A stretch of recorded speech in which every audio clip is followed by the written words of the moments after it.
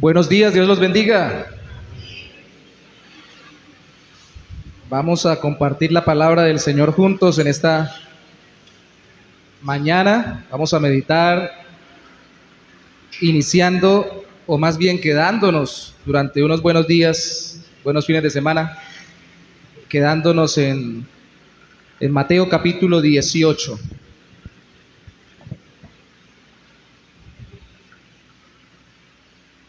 Mateo capítulo 18.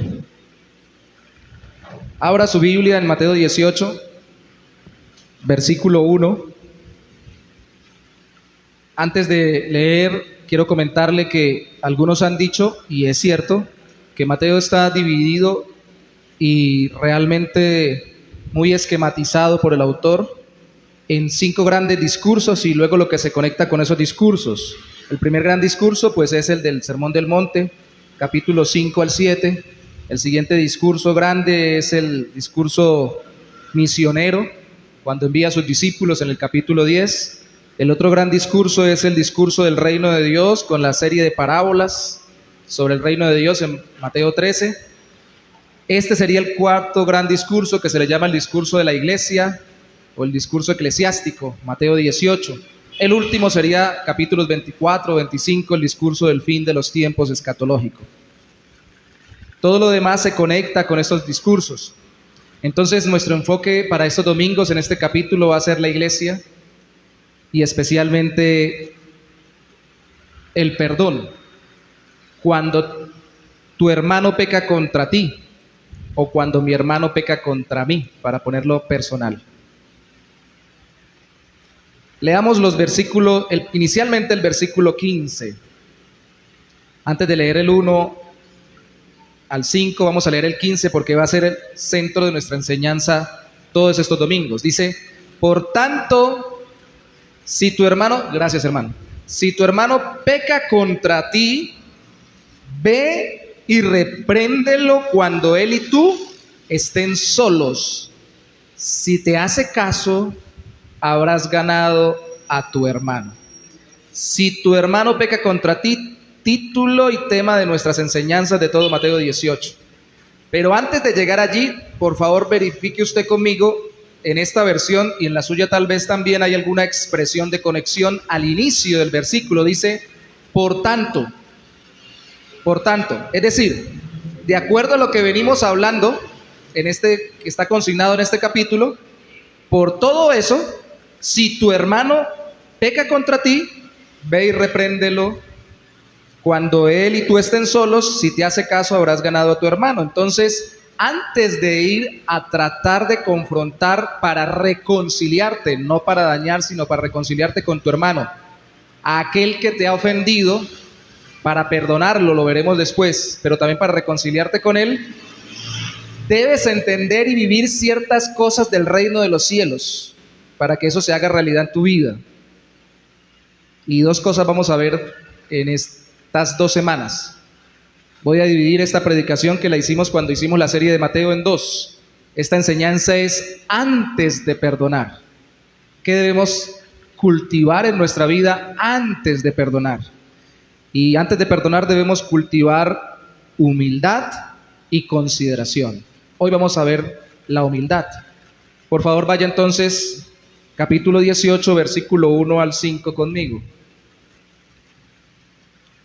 En ese momento, los discípulos se acercaron a Jesús y le preguntaron: ¿quién es el mayor en el reino de los cielos? Jesús llamó a un niño, lo puso en medio de ellos y dijo: de cierto les digo que si ustedes no cambian y se vuelven como niños, no entrarán en el reino de los cielos. Así que cualquiera que se humilla como este niño es el mayor en el reino de los cielos. Y cualquiera que recibe en mi nombre a un niño como este, me recibe a mí. Antes de perdonar debemos tener en nuestro corazón la capacidad para hacerlo de parte de Dios. Y La humildad es indispensable. Algunas personas dicen, y esta expresión la he escuchado lastimosamente entre cristianos también, no se lo puedo perdonar. Es que no puedo. Yo le puedo perdonar todo, pero esto no. ¿Qué no se puede perdonar? ¿Acaso Cristo, nuestro Salvador, no perdona todo tipo de pecados? ¿No nos perdonó por todos nuestros pecados, pasados, presentes y futuros, si realmente estamos en Cristo? En estos días, uno de los predicadores que me gusta escuchaba que decía eso: si tú me dices que no puedes perdonar, yo te digo eres un mentiroso, porque la Biblia dice que sí. No hay nada que no podamos perdonar si somos creyentes. El asunto es que no tenemos la capacidad en el momento específico, porque no hemos cultivado en nuestra vida el carácter de Cristo, para que no nos sea, resalte esto que voy a decir, tan difícil, porque siempre es difícil. Tan duro, porque siempre es duro. Porque es antinatural perdonar cuando a uno le hacen daño. Uno no quiere perdonar porque le hicieron daño. Vamos a tener esta serie sobre cuando mi hermano peca contra mí o cuando tu hermano peca contra ti, pero luego vamos a hablar sobre cómo perdonar, hasta cuándo perdonar, pero también tendremos que hablar de cómo pedir perdón, porque nosotros también ofendemos a otros. Así que decir no se lo puedo perdonar es como cuando una persona dice es que no tengo con qué pagar, no tengo cómo comprar eso. Y en el reino de los cielos la transacción de las relaciones entre creyentes se pagan con la moneda del perdón. Si no estoy dispuesto a perdonar a mi hermano, no estoy dispuesto a pertenecer a la iglesia, ni caminar con Cristo en medio de su pueblo. Es indispensable el perdón para entrar y para vivir el reino de los cielos. Antes de perdonar, cada vez que mi hermano o mi hermana peque contra mí, necesito cultivar un carácter cristiano lleno de humildad y de consideración. Y la humildad, que la vamos a ver hoy, es para no centrarme en mí mismo y en lo que me han hecho a mí. La humildad es un atributo que en el mundo no se exaltaba sino hasta que el cristianismo se hizo masivo. La humildad era criticado por la filosofía y los filósofos antiguos. Entre más orgullo sintiera usted y por sus cosas, era mejor. No estamos hablando de una falsa humildad, sino una verdadera humildad. No estamos hablando de parecer humildes, estamos hablando de ser humildes. Y no estamos hablando de otra cosa que produzca la humildad, sino la humillación. Y eso suena raro, ¿no? Pero la humillación o es voluntaria, yo me humillo en el Señor, primero ante Él y luego me rebajo, ya lo vamos a ver, o me hago pequeño conforme a su voluntad para su gloria, o Dios, para que hacerme humilde, determina circunstancias en las que yo sea humillado para volverme humilde. Pero si Dios quiere hacernos más humildes, tiene que buscar la manera de que nosotros lo seamos. Y eso es en nuestro bien, porque o si no, no podremos perdonar a nuestro hermano cuando peque contra nosotros. Dígame usted qué persona humilde, que verdaderamente lo sea, no perdona a otro. Dígame usted qué persona orgullosa perdona a otro. Ahí está la raíz del asunto. ¿Qué actitudes debemos fortalecer? La de la humildad. Y vamos a hablar solo 2 puntos acá de los versículos 1 al 5 sobre la humildad. La otra es la consideración, la veremos la semana entrante del 6 al 14. En la humildad vamos a hablar de resistir la tendencia del mundo a ser superiores. Y vamos a hablar de cultivar la tendencia del reino de Dios a rebajarnos a servir. Resistir, cultivar. Resistir el orgullo, cultivar el humillarse o el rebajarse. Resistir la tendencia del mundo a buscar superioridad, porque es lo que el mundo enseña. Hoy más que nunca estamos en una cultura egolátrica, egocéntrica, una cultura hedonista, centrada en el placer de su propio corazón. Y el capítulo 18 dice que en ese momento los discípulos se acercaron a Jesús y le preguntaron: ¿quién es el mayor en el reino de los cielos? ¿De dónde sacaron eso los discípulos? Como hoy en día, ¿de dónde se saca que yo tengo que ser el más grande en medio de los hermanos en la iglesia? ¿De dónde se saca que yo tengo que ser superior a otros para sentirme bien? Para sentirme aceptado, valorado, querido, para sentirme útil, tengo que verme a mí por encima de otros, como mayor o más grande. ¿De dónde se saca? De un mundo que está centrado en el pecado, y el pecado en sí mismo es egocentrismo. La Biblia habla de que la marca del final de los tiempos es que los hombres serán amadores de otros, ¿sí? Pues de pronto en el sentido sexual, hombres con hombres, pero en el sentido interno de corazón no es amar a los otros, es amarse a sí mismo. Los hombres serán amadores de sí mismos. Y también dice amadores de los deleites más que de Dios. Entonces se entiende, unamos los dos, no de los deleites en el otro, sino deleites en sí mismo, de sus propios deleites, de sus propias necesidades, de su propio corazón. Frases en el mundo como: el cielo es el límite, no hay barreras, descubre el campeón que hay en ti, que se han colado de Disney y de diferentes mundos que tenemos comerciales y en redes sociales, se han introducido a las iglesias porque impactan y llaman la atención. Y el corazón egocéntrico, egoísta y pecaminoso, cuando se le habla de que va a ser mejor, mayor y que va a ser más exaltado, querido y valorado en el mundo, dice: aquí es, esto es de Dios, esto es lo que yo estaba buscando. Hermanos, piensen conmigo, ¿seguro ese era el evangelio que Cristo estaba predicando? ¿El estilo de vida que les estaba ofreciendo a los discípulos? Más bien, ¿no sería que ellos esto lo trajeron como hoy en día se trae del mundo y se lo metieron a Cristo dentro del grupo y le preguntaron: bueno, Señor, como en todo, aquí va a haber uno que mande, va a haber unos, y la realidad es que sí hay gente que lidera y gente que es liderada en todos los ámbitos, pero ellos no estaban pensando simplemente en mandar, o ustedes piensan que sí, estaban pensando en sentirse más grandes. De hecho, la palabra grande o mayor, perdón, ahí en el inicio de la sección es una, y la palabra cuando Cristo contesta sobre mayor es otra, y aquí es el más grande, mientras que Cristo cuando contesta abajo dice grande. Ellos estaban no esperando simplemente ser grandes, sino los más grandes. Los centros de atracción. Y piense por un momento conmigo cuánto nos ha costado a nosotros dejar de ser el centro de atracción, y cuánto nos cuesta a nosotros dejar de buscar lo que el mundo nos ha enseñado que busquemos.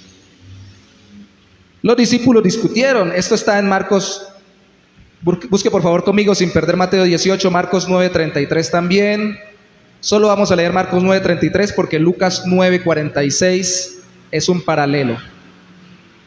Tiene otros detalles, pero es para que nos demos cuenta cómo esta enseñanza de Mateo 18 está rodeada en Mateo y en Marcos de el contraste con el carácter del mundo. El cristiano debe tener un carácter humilde. Marcos 9:33 dice: llegaron a Cafarnaúm y cuando ya estaba en la casa, Jesús les preguntó: ¿qué tanto discutían entre ustedes en el camino? Ellos se quedaron callados, nos pescaron, porque en el camino habían estado discutiendo quién de ellos era el más grande o el más importante, dice esta versión. Y resalte ahí que no es solamente en función, sino en reconocimiento, el más importante. Jesús se sentó, hermoso, cuando Jesucristo se sentaba, iba a enseñar y los iba a redarguir. Yo creo que cuando lo vieron sentarse dijo: aquí viene. Llamó a los 12 y les dijo: si alguno quiere ser el primero, debe ser el último de todos y el servidor de todos, o como dice la Reina Valera del 60, el siervo de todos. Luego puso a un niño en medio de ellos y tomándolo en sus brazos les dijo: el que recibe en mi nombre a un niño como este, me recibe a mí, y el que me recibe a mí, no me recibe a mí, sino al que me envió. Ahí está uniendo o planteando dos textos diferentes que aparecen en Mateo, Marcos juntos. Pero tenga en cuenta que aquí la confrontación es clara. Si usted quiere ser el primero, no hay problema. Usted puede progresar en el reino de los cielos porque hay una falsa acusación contra los creyentes. Claro, entonces no los dejan progresar, no los dejan avanzar, no los dejan ser más de lo que pueden ser, desarrollar su potencial. Claro que sí, se puede. Cristo dijo, pero el potencial no es para exaltación, sino para servicio. Estudie más, trabaje más, ore más, haga todo lo que pueda hacer por capacitarse y hacerse mejor persona, pero para ponerlo al servicio de los demás. Y entre más tenga, más sepa, más acumule, mejor administre, póngalo al servicio de otros. Más los demás, menos yo. El enfoque es diferente, ¿no? Y volviendo a Mateo 18, los discípulos nos dimos cuenta que por esa actitud en otra ocasión discutieron, y si hay discusiones hay heridas y obviamente tendría que haber perdón. Entonces, en Mateo 18 se encarga el Señor Jesucristo de que lidiemos con esas discusiones y esos conflictos que se dan por esas inmadureces de nuestro corazón. Hermanos, yo quiero que lo entendamos un momentico. Discutir no significa simplemente pelearnos hasta los golpes, o irnos y abandonar la iglesia o abandonar el matrimonio. Lo vamos a ver después en Mateo 19 con el divorcio. Puede ser que simplemente seamos conflictivos y siempre que alguien nos dice algo le pongamos un pero. Algunos no nos deberían llamar don fulanito, sino don perolito. A todos le ponemos un pero. Y tal cosa y tal otra, sí, pero tal cosa, sí, pero. Y a veces, como decían allá en Radio Rochela, en Venezuela, molestan por molestar. No hay ni un argumento siquiera para poder decir que hay algo que contradecir, pero se contradice. El espíritu de discusión y de conflicto está en el corazón que desea ponerse por encima en su opinión a la opinión de los demás. Y sí, claro que hay que discutir, de hecho hay que confrontar. El perdón no quita la confrontación, que eso es lo bonito del Señor. Vimos en Mateo 18, versículo 15, y lo vamos a ver en su momento sobre cómo perdonar. Hay que confrontar con la verdad en amor. Lo hemos visto en el discipulado, la confrontación íntima. Pero el asunto es que no debemos tener un espíritu confrontativo, discutidor o pleitero continuo. Porque cuando así pasa generamos muchas heridas y hay mucho que pedir perdón. Ahora, el que mucho pide perdón, o mucho se equivoca, o mucho cree equivocarse. Pero el asunto es que entre más nos juntamos y más opiniones distintas hay, más posibilidades hay de conflicto entre nosotros. ¿Están dispuestos? En la clase veíamos sobre qué es la iglesia, decíamos que la iglesia no es el templo, la iglesia no es la institución en sí misma, la iglesia son las personas que caminan con Cristo y se reúnen para caminar con Él. Pero cuando hay una reunión de personas, hay posibles problemas, conflictos y rencillas.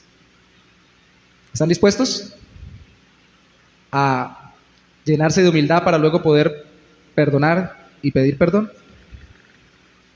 Porque pueden haber discusiones, pero también puede haber envidias. Yo los devolví de Marcos capítulo 9. Aquí lo tengo yo en el versículo 38. Dice: Juan le dijo: Maestro, hemos visto a uno que expulsaba demonios en tu nombre, pero se lo prohibimos porque no es de los nuestros. Pero Jesús les dijo: no se lo prohíban, porque nadie puede hacer un milagro en mi nombre y luego hablar mal de mí. El que no está contra nosotros está a favor de nosotros. De cierto les digo que cualquiera que les dé un vaso de agua en mi nombre, por ustedes ser de Cristo, o por ser ustedes de Cristo, no perderá su recompensa. No solamente puede haber discusiones internas, sino envidias externas. ¿Cuál iglesia es la más grande? ¿Cuál iglesia es la mejor? ¿Y ese por qué predica Cristo? Si ese no lo predica como yo lo predico. Si ese no camina con nosotros en nuestra congregación local o en nuestra denominación eclesiástica, y no predica exactamente como yo predico, y hace más énfasis en unas cosas de las que yo no hago énfasis, aunque en lo esencial predique lo mismo, ¿no es mejor no dejarlo predicar? Señor, córtelo. Saquémoslo. Le prohibimos. Nos quejamos mucho con respecto a las sectas y hablamos mucho de que las sectas tienen esa característica que es un bombillo de alarma que se debe encender en las personas cuando lo ven, cuando dicen, solo aquí está la salvación. Solo en esta iglesia enseñamos la verdad como es. Solo aquí nosotros realmente caminamos realmente como se camina en el Evangelio. No alcancé a leerlo, pero uno de los artículos de la Confesión de Londres de 1689, Bautista dice que cada iglesia en la tierra camina en este mundo tan pura como Dios la purifica, pero sin ser libre de error. Todas las iglesias tienen errores. Unas más grandes, otras más pequeñas, pero ninguna es perfecta, porque están conformados de creyentes y todos los creyentes son imperfectos, todavía no han sido terminados como obra gloriosa. ¿Qué es lo que desata la envidia? ¿Qué es lo que desata el conflicto? El corazón orgulloso, conforme el mundo enseña orgullo, que piensa que solo su criterio debe ser tenido en cuenta dentro de las relaciones cercanas y que nadie en relaciones lejanas debe hacer lo que él hace porque solo lo hace y lo cree bien. Eso es problemático, hermanos. ¿Ha tenido alguna vez usted alguna discusión por eso? ¿Ha tenido alguna vez un problema con algún hermano? Y no estoy hablando ni siquiera de problemas teológicos. Hermano, móntese al bus. No, hermano, mejor bajar, no montarnos en ese, en el otro. No, hermano, móntese al bus. Vamos a evangelizar, a predicar el nombre bendito del Señor. No estoy diciendo que eso vaya a pasar cuando vayan para Lebrija, ¿no? ¿Qué es este? No, hermano, que no es este, hermano. Yo le digo que es este. Ah, pero este hermano sí es terco, que no es este. Y ahí hubo la discusión. Y el uno se fue por un bus y el otro se fue en otro. Y cuando llegaron allá estaban en problemas. Pueden disentir y pueden decir, hermano, somos hermanos en Cristo. Usted cree que es ese, yo creo que es el otro. Entonces usted vaya en ese, yo me voy en el otro. Allá nos encontramos y juntos evangelizamos para la gloria del Señor. No, si eso sucede, ahí pasa algo. Yo creo que un ángel desciende y los abraza. Dice, uy, bien. Porque por lo general no es así. Y no estoy hablando ni siquiera de aspectos teológicos profundos, estoy hablando de cosas prácticas. Porque tendemos a dejarnos llevar por la tendencia del mundo de querer ser superiores en concepto o en práctica que los demás. Y si alguien nos va a corregir, peor, que así no es, hombre, que así es, que así no es, hombre, que así es. Mi esposa me decía hoy, Yorley, que ese pantalón no va con ese pantalón es del traje que le regalaron. No, este es otro traje. No, me lo regalaron sin pantalón. Y este que está aquí se montó en la superioridad y dijo, yo sé que me regalaron. Yo estoy seguro de lo que me colocó este muchacho si no es enfrente mío. Pues me tuve que tragar las palabras porque al rato vi que el traje era igualito que el pantalón y el pantalón era más largo, cosa que corrobora el asunto porque el hombre es más largo el que me regaló el pantalón. Y por eso fue que me di cuenta que era de ese traje. No sabía o no me acordaba que me había regalado un pantalón. Y yo me monté en la mía. Dije, no, eso viene sin pantalón. Y uno pelea por la suya, ¿no? No, que yo sé. No sabe porque sabe que sabe. Esa es la tendencia del mundo, hermanos. Los discípulos discutían, envidiaban y no querían sino otra cosa que ser como el mundo. Ahora Cristo les contesta en el versículo 2, que les pone, Él es simbólico, es un niño real. La palabra original dice niñito muy pequeñito, o sea que tiene que ser un muchachito, porque a veces niño significa muchacho, como en inglés, que puede ser un adolescente, preadolescente, joven, pero en este caso era un niño tal vez de unos 7 menos años, suficientemente grande para ponerlo allí, pero pequeñito. Y recuerden ustedes, por favor, que en ese tiempo la escala social era los hombres arriba, las mujeres abajo y los niños más abajo todavía. No es como hoy en día, que las mujeres al poder, dicen por ahí, los niños más por encima de las mujeres y de los hombres. En la casa ya no gobierna ni el hombre ni la mujer, sino gobiernan los niños. Y casi que le dan correa a los papás. En esa época era todo al revés. Que si es bíblico el orden, sí. Que si era bíblica la forma en que establecían ese orden, no. Porque lo hacían oprimiendo machistamente los hombres a las mujeres, y entre los judíos también, pero hacían menospreciando a los niños. Y los niños podían ser como la escultura romana, ser desechados, incluso ser muertos, abandonados, sobre todo cuando eran niñas, porque no eran para continuar el apellido o la descendencia, eran tenidos por nada. Entonces él pone un niño en ese contexto. Con todo lo tierno que Jesús era con los niños, lo pone allí. Y cuando lo pone allí no es que diga que todo el niño es inocente y no tiene pecado y que por eso va al cielo. Lo utiliza como un ejemplo para ilustrar la humildad. Dice, verso 3, de cierto les digo que si ustedes no cambian o se vuelven, como dice la Reina Valera, y se vuelven como niños, no entrarán en el reino de los cielos. ¿Qué tienen los niños que Cristo quería que tuvieran los adultos? Que cultivaran algo especial, y es la dependencia humilde de los demás. Lea conmigo el versículo 4 y 5. Así que cualquiera, ahí lo explica, que se humilla como este niño. ¿Por qué un niño tiene que humillarse? Porque los demás son grandes en estatura, en experiencia, en conocimiento, y tiene que decir, yo soy pequeño, así que vengo a pedirme ayuden y me someto, y más en el contexto de esa época que se los acabo de describir. De hecho, la palabra humilla en el original griego significa rebajarse, bajarse voluntariamente como si fuéramos niños y los demás fueran adultos. Cualquiera que se humilla es el mayor, ni siquiera tiene que hacer algo, solo no queriendo ser superior, sino queriéndose poner al servicio. Conéctelo con lo que leímos en Marcos de los demás y dejar que los demás sean para él el objetivo de su vida, de su propósito, para servirles en el Señor.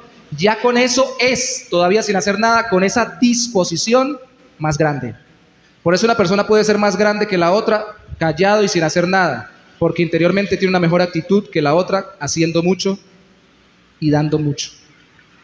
Una persona se puede desvivir sacrificándose por otros, puede vivir haciendo obras de beneficencia, puede vivir regalando todo lo que tiene, puede vivir ayudando a todos con el sentido egoísta de que lo vean y que lo exalten.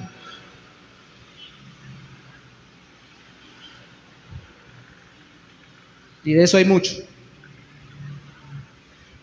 Les voy a poner un ejemplo de alguien que conocí hace mucho tiempo y que en estos días alguien me lo recordó, porque alguien que esa persona crió me llamó, ya es un adulto en dificultades, para consejería. No vive acá, vive lejos. Y esa persona nunca más la volví a conocer, pero era una persona demasiado servicial en la iglesia en la que me permitió el Señor servir, una de las iglesias que me permitió iniciar para plantar en Cúcuta.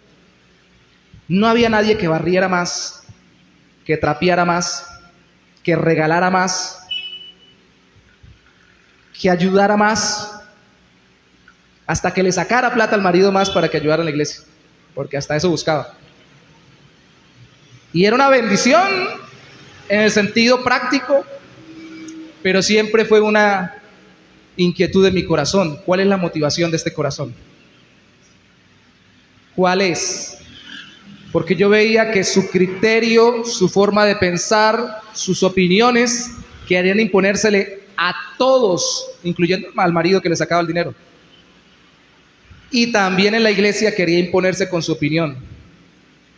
Y vivía una discusión y unos resentimientos, unas susceptibilidades y una dificultad para perdonar impresionante. Y un día eso quedó en evidencia de forma muy clara.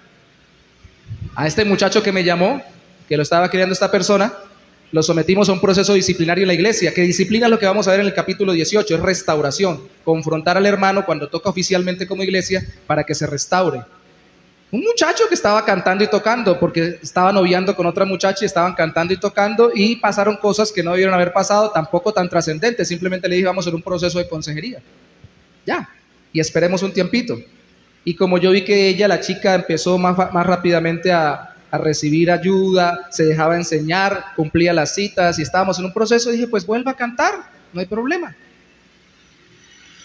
Entonces al muchacho, como vi que no lo hacía, no tenía nada en contra de él, simplemente esperemos hasta que el proceso se vaya dando, porque no es simplemente disciplinar a una persona, ni siquiera los padres así tampoco lo hacemos, como en una iglesia tampoco se debe hacer, solo poner el castigo por ponerlo. Es un proceso de restauración para que la persona cambie, mejore, se restituya. No es simplemente poner el castigo y ya lo cumplió, listo, fuera. No, tenemos que ver que hay un proceso de cambio. Pero lo dejé allí y esperé. Cuando cantó la niña, Cantó también la señora. Pero después del culto, en medio de todos los hermanos, y me gritó hasta que casi levanta el techo, que cómo era posible que ella sí y su criado no, o el que estaba criando no. Y ahí salió a flote la motivación de su corazón.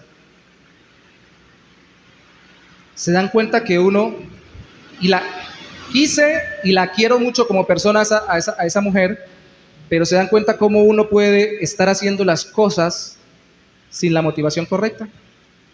Y puede uno verse muy humilde sin ser humilde. Y por eso le cuesta a uno perdonar. Porque uno está lleno de orgullo, hay que le hagan algo. Ah, yo soy humilde, pero no soy tonto. Yo soy manso, pero no menso. Yo me aguanto, pero el que me las hace me las paga, o por lo menos ahí queda pendiente. Y yo soy cristiano, pero tonto no soy. Eso no cultiva humildad en mi corazón. Eso es lo que el mundo enseña. Solo se es mayor en el reino de los cielos si uno se rebaja más a servir como Cristo lo hizo. Vayamos al meollo del Evangelio en Filipenses capítulo 2. No pierda, por favor, Mateo capítulo 18. Usted sabe dónde vamos porque ya lo leyeron para uno de los cantos. Filipenses capítulo 2. Leamos desde el versículo 1 hasta el 8. Había un problemita allí en Filipos entre Evodia y Síntique. Usted puede leer toda la carta. Estaban en conflicto estas hermanas que eran líderes en la iglesia. Cualquier parecido con la realidad hoy en día es mera coincidencia. Por tanto, dice Pablo, apela al Evangelio. Si hay alguna consolación en Cristo, si hay algún consuelo de amor, si alguna comunión del Espíritu, si algún afecto entrañable, si alguna misericordia, completen mi gozo sintiendo lo mismo, teniendo el mismo amor, unánime, sintiendo una misma cosa. Pónganse de acuerdo, porque esta palabra sentir lo mismo es ponerse de acuerdo, tener la misma mente. Verso 3, no hagan nada por contienda o por vanagloria, por competencia, por exaltarse. Al contrario, háganlo con, mírelo ahí, resáltelo, humildad. Y considerando, para ser humildes, considerando cada uno de los demás como superiores a sí mismo. Y si es el pastor, también tiene que hacerlo así. Aunque en cargo organizacional tenga una representatividad, también debe servir a los demás como si fueran superiores a él. No busque cada uno su propio interés, y aquí está el meollo, sino cada cual también el de los demás. Alguien dijo, humildad no es pensar mal de mí mismo, es pensar menos en mí mismo y pensar más en los demás. Eso es bíblico. Y abre el asunto para basarlo en el Evangelio, que haya en ustedes el mismo sentir, la misma forma de pensar que hubo en Cristo Jesús, quien, téngalo en cuenta, esto lo repetimos muy rápido y lo cantamos a veces más a la ligera, siendo en forma de Dios, es decir, eso de forma quiere decir de la misma esencia de Dios, no estimó, y ahí lo aclara, el ser igual a Dios como cosa que aferrarse. Es que yo soy el pastor, es que yo soy el papá, es que yo soy el jefe, es que yo soy el que sé, yo soy el profesional, yo soy esto, yo soy aquello, yo soy lo otro. Y la frase colombiana, usted no sabe quién soy yo. Él no dijo eso, sino que se despojó, no se aferró a sus propias características inmanentes en él por ser Dios. Se despojó a sí mismo y tomó forma de siervo. Eso quiere decir no que se despojó de su naturaleza divina, sino se despojó de los privilegios de su naturaleza divina para no demandarlos como excusa para no entregarse por nosotros. No quiso aludir a eso. Y dice que tomó forma de siervo y se hizo semejante a los hombres. No solamente se hizo como un ser humano que sirve a Dios, los seres humanos son siervos del Creador porque son criaturas, sino que estando en la condición de hombre, verso 8, además de ya humillarse haciéndose hombre, se humilló a sí mismo y se hizo obediente hasta la muerte y muerte de cruz. Les pide humildad en el versículo 3, les dice Jesucristo se humilló hasta la muerte y muerte de cruz. Versículo 8. Y nadie es más grande en el reino de los cielos que el Salvador Jesucristo. ¿Sabe por qué no hay nadie más grande? Porque nadie se humilló más que Él. No porque Él sea en esencia Dios, es el más grande en el reino de los cielos. Eso es cierto en el sentido existencial, ontológico, como le quiera decir. Pero en el sentido práctico, humano, Él es el más grande porque nadie se ha humillado más que Él. Solo con el hacerse hombre, nadie ha tenido tanta humillación. La criatura haciéndose creador. Y haciéndose obediente y sometiéndose como siervo, sirviendo a los demás. Antes de morir, en esa semana le lavó los pies a los discípulos como una simbología también, así como lo del niño una simbología. Lo que hacían los siervos, Él lo hizo porque Él les estaba sirviendo y nos estaba sirviendo. Se rebajó hasta morir como un siervo, como el siervo sufriente de Isaías, que moriría por los pecados de su pueblo. Entonces no hay nadie más grande, porque no hay nadie que se haya humillado más. Entonces la pregunta es, hermanos, ¿quieren ser grandes? Hermanos, ¿queremos ser grandes? Bajémonos más, sirvamos más a los demás como si fueran nuestros superiores. Si así hacemos, discutimos menos, envidiamos menos, tenemos menos conflictos, y cuando alguien nos hiera, nos va a quedar más fácil perdonarlo porque lo vemos como superior a nosotros mismos. Estoy para servirle. Si me pide perdón o yo lo confronto por lo que me hizo y él me dice perdóneme, yo le voy a decir listo, yo quiero servirle a su edificación y a la transformación de su vida y su corazón. No puedo dejar de perdonarlo. Yo no voy a decir, no, que lo perdone Dios, que lo perdone. ¿Cierto? Algunos sacan el vallenato. Frases encajonadas del mundo no caben dentro de los cristianos verdaderos. Esto es antinatural, antihumanístico, no humano, humanístico, que es el énfasis exagerado en el ser humano, sí. ¿No es culturalmente relevante hoy? No. Pero es la Biblia. Y es lo que libera nuestros corazones. ¿Ustedes por qué piensan que el Señor dijo, venid a mí, todos los que estáis trabajados y cansados, y yo os haré descansar? Porque el Señor me tiene una hamaca esperándome para mecerme. Porque me perdona de mis pecados, liberándome de la culpa, y me transforma cada día a su imagen, porque dice después, aprended de mí, que soy manso y humilde de corazón, y hallaréis descanso para vuestras almas. ¿Sabe que en el orgullo no hay descanso? Porque tomar el lugar de Dios tiene consecuencias. Y levantar mi criterio, mis pensamientos, mis opiniones, mis formas de hacer las cosas por encima de las de los demás, y no servirles humildemente como el Señor lo hizo, va a hacer que traiga sobre mi vida la consecuencia de querer reemplazar a Dios para los demás. Y yo sé, hermanos, yo lo he dicho y lo vuelvo a repetir, por ejemplo, en la iglesia uno encuentra a quien sepa corregir. Hay gente que le dice pero pastor, usted no regaña, pastor, usted no le dice fuerte, dígales más duro. Y yo sé que yo le digo a la persona, usted le podría decir duro, yo le digo más duro, listo, dígaselo duro. Pero yo sé que uno puede regañar y decirle duro las cosas a la gente sin amarla, sin la motivación humilde de ayudarla a crecer, con la soberbia de que nada más haga lo que yo quiero, incluso dentro de la iglesia cristiana. Y me cuesta a mí, como a todos, hacerlo sin esas motivaciones incorrectas. Y por eso a veces dejo de hacerlo, porque entiendo que no lo voy a hacer de la mejor manera. Así como el padre que va a castigar a su hijo y lo va a hacer simplemente por venganza, no lo haga, pare ahí. Métase al cuarto y póngase a orar, porque de pronto lo vas a destruir al muchacho. Queremos es edificar y no es imponer nuestra opinión. Y el líder, si vamos a ser líderes, tenemos que dar ejemplos en humillarnos primero.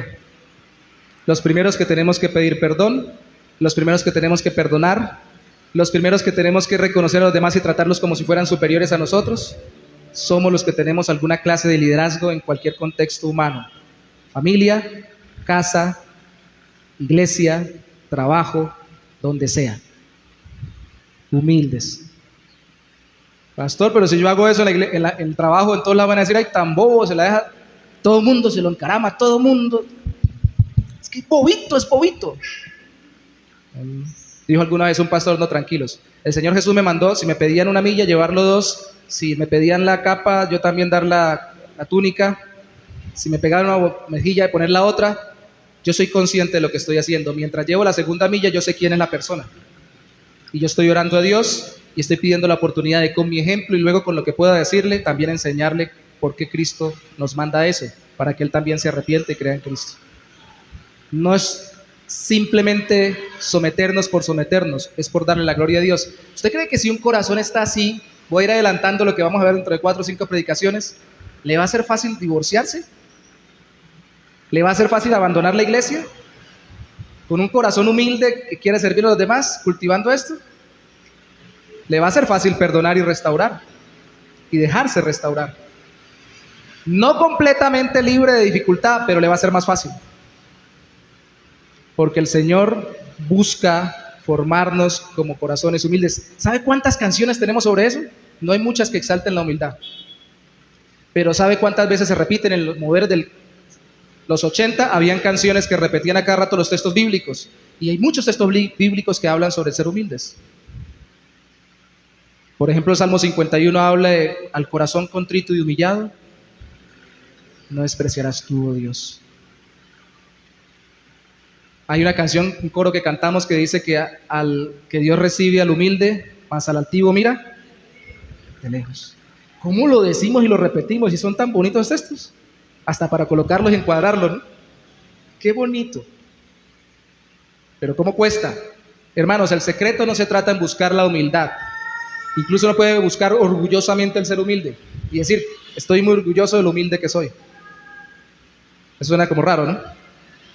El secreto está en no dejarnos llevar por la tendencia de superioridad del mundo, 1, lo que vemos resumiendo, y 2, buscando voluntariamente rebajarnos, humillarnos, sirviendo a los demás como si fueran superiores a nosotros.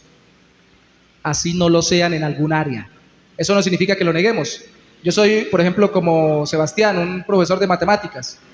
Yo sé que 2 más 2 es 4.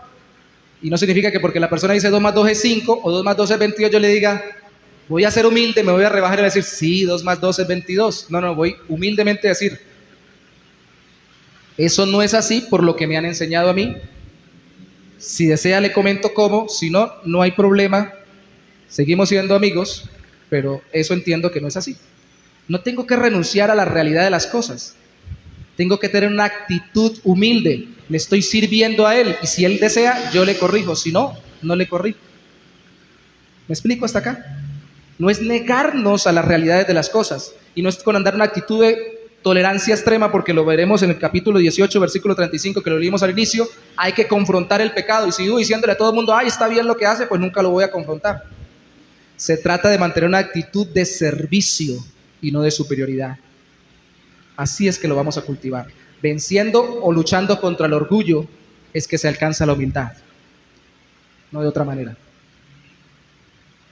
Queriendo imitar a Cristo. Los que viven buscando servir se ofenden menos cuando pecan contra ellos y se les hace más fácil perdonar, como Cristo perdonó diciendo, Señor, perdónalos porque no saben lo que hacen. ¿Sabe? Lo veremos la semana entrante. Empiezo a no considerar la situación de la persona que me está ofendiendo. Pero ahora, en esta semana, consideremos la situación de nuestro corazón. David dijo, presérvame de mis soberbias. Yo sé qué tan orgulloso puedo ser, tan terco y soberbio puedo ser. Y usted también debería saberlo, y el Señor nos lo recuerda, pero para hacernos humildes. Póngase sobre sus pies, por favor. Vamos a orar. Señor, te damos gracias en esta mañana todavía, mi Dios, por recordarnos que no se es grande por tener la razón, ni porque los demás nos vean como mayores, como cuando los niños miran a los adultos. Somos grandes por parecernos a Cristo, humillándonos a servir en su nombre y para su gloria, para beneficiar a los demás y que se extienda tu reino. Ayúdanos, oh mi Dios, eso no es natural en nuestro corazón, sino que es la obra de tu Espíritu Santo. Y obviamente, Señor, entre más estemos contigo en oración y en tu palabra, más nos lo vas a recordar y más lo vas a cultivar en nuestra vida. Yo te doy gracias porque la actividad que tuvimos de maratónica de oración de sábado a domingo, desde ayer hasta hoy, nos permitió meternos contigo en donde nadie nos puede ver para enorgullecernos de ello. Nos podemos incluso enorgullecer por hacer campañas evangelísticas, nos enorgullecemos también por desarrollar predicaciones muy elaboradas, profundas. Nos podemos enorgullecer por cantar y orar públicamente en un culto, pero no nos podemos enorgullecer delante de nadie por hacer lo que solo tú ves, la oración en secreto. Y si algo cultiva nuestra humildad, Señor, es la comunión contigo en el secreto de la oración. Incentívanos a orar más, eso es fundamental para nosotros, Señor. Humíllanos delante de tu presencia, mi Dios, donde nadie nos ve, en la intimidad de la comunión contigo. Allí enséñanos a encontrar de ti la satisfacción, el reconocimiento, el amor y la valoración que solamente tú nos das por medio de Cristo, para no tener que estar imponiéndonos a los demás, buscando el valor, el reconocimiento que el mundo no quiere dar, sino que más bien quiere demandar de aquellos que violentamente se presentan como superiores a los demás. Ayúdanos, oh mi Rey, a ser humildes, te lo pedimos en el nombre de Jesús. Amén y amén.